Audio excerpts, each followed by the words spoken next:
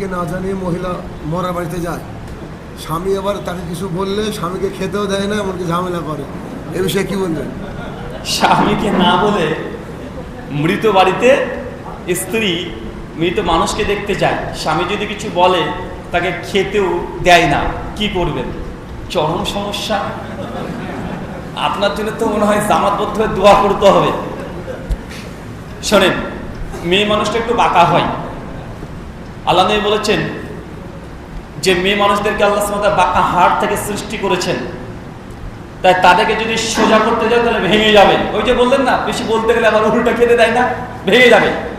যদি তাদের কাছে ফায়দা নিতে চাও তাহলে বাঁকা অবস্থাতে হাত বোলাতে হবে, ওকে আদর করে যত্ন করে বোঝাতে হবে।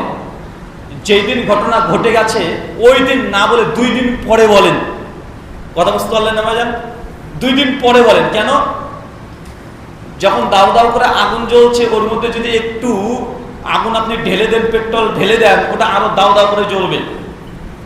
তাই যখন কোনো কিছু ঘটনা ঘটে যায় সঙ্গে সঙ্গে রিয়াক্ট না করে 2 দিন 3 দিন 4 দিন পরে তাকে এমনি বলো যে তুমি মরবাইতে যাবে, তো যাবে, সমস্যা কোথায়? আমাকে একটু বলে গেলে হতো না? আমি কিন্তু খুব কষ্ট পেয়েছি। আর আমি একটা তোমার হাজবেন্ড, স্বামী, অন্তত আমাকে তো বলতে পারতে তুমি, আমি তোমাকে যেতে দেবো না, নিষেধ করতাম? আমি তো জানি তোমার খালু মারা গেছে বা খালা মারা গেছে, আমি কি না বলবো? আমাকে জালেম মনে হয়? আমি কি ফেরাউন যে তোমাকে অনুমতি দেবো না? যদি পারেন তাহলে আর কোনো প্রবলেম হবে না। কিন্তু আপনি যদি আবার ওই স্ত্রীর কাছে গিয়ে মানে আমি যে পুরুষ বেটা ছেলে ভাব নিতে যান, তাহলে বিপদ আছে। স্ত্রীর কাছে বেটা ছেলে ভাব নিবেন না। কি বললাম বলেন তো? নিজের স্ত্রীর কাছে আপনি যে মানে পুরুষ, বাংলাতে একটা খাস বাংলাতে বলে যে মরদ, মদদানি ভাব নিবেন না।